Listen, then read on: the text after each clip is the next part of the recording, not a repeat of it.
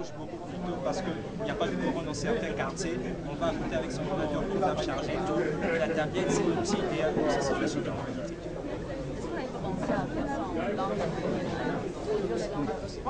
Comme j'ai dit tout à l'heure, nous avons développé la tablette. C'est donc aux gens, aux développeurs, de s'approprier cette tablette. Si les développeurs pensent qu'il faudrait lui ajouter des langues, je ne sais pas, ça peut être des langues bantou, des langues de partout, ils le feront. Parce que c'est un projet ouvert, c'est basé sur un système d'exploitation qui est ouvert et les gens peuvent personnaliser et modifier ce système.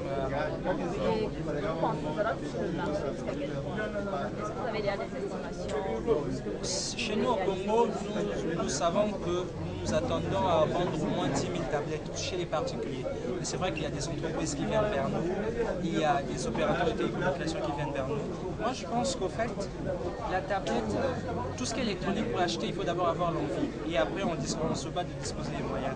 Et comparé aux tablettes qui existent sur le marché qui sont plus chères, je pense que la tablette est plus accessible à certains. Et moi je pense qu'elle pourra toucher tous ceux qui ont envie d'avoir une tablette. Donc vous n'avez pas fait d'estimation? Nous, vous savez, moi je connais mieux le marché congolais que n'importe quel autre marché au monde. Et c'est pour ça que nous nous basons sur des partenaires dans certains marchés pour pouvoir distribuer la tablette. Moi je pense par exemple au Cameroun aussi, nous sommes en partenariat avec Ingénieris.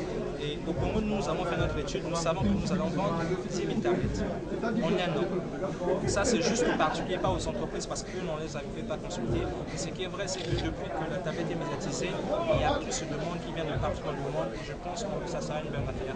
Oui, est-ce que vous n'aviez pas une idéologie derrière, hormis le fait de créer une tablette à bas prix, une tablette de bonne qualité à bas prix? Est-ce qu'il y a une idéologie? Bien sûr, vous savez, au départ, quand j'ai dit aux gens que on devait créer une tablette active, les gens nous ont dit que c'était pas possible. C'était impossible. Les gens m'ont même dit, tu as fumé quoi? Quand j'ai fait sortir cette idée pour la première fois. Et pour moi aussi, la tablette, c'est une volonté de dire que une volonté de montrer que ceux qui disent que l'Africain n'est pas assez rentré dans l'histoire, qui se sont trompés, parce que nous allons faire les tablettes, nous le faisons, et demain on va faire un peu plus. Il y a un réveil partout en Afrique, et je pense que les choses commencent et les choses vont s'accélérer. Oui, et le smartphone? Le smartphone va suivre dans quelques mois. Je viendrai certainement au Cameroun, je pense qu'il y aura une 990 en France l'année prochaine pour la présenter. Si on peut faire une tablette, on peut faire un smartphone. Si on peut faire un smartphone, on peut faire beaucoup d'autres. Pas seulement VMK, mais d'autres entreprises et d'autres techniciens aussi. Mais les aides en général pour chercher les financements pour la multiplication. Vous savez, nous avons un problème en Afrique par rapport aux autres pays au monde, c'est que les autres, ils ont des processus qui leur permettent de lever les fonds et tout.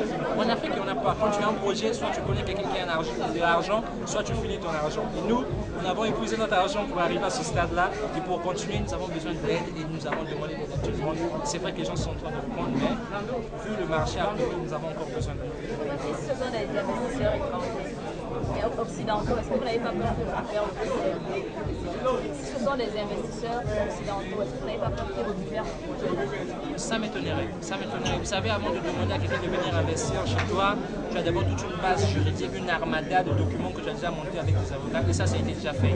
Nous avons bien protégé le projet pour que ça ne finisse pas entre les mains d'une personne. À moins que si c'est un rachat, c'est que je ne souhaiterais pas. Alors, Vérone, une dernière question. Tu nous rappelles, concernant la polémique qui existe, tu l'as expliqué tout à l'heure, la particularité africaine. La particularité africaine de cette tablette-là.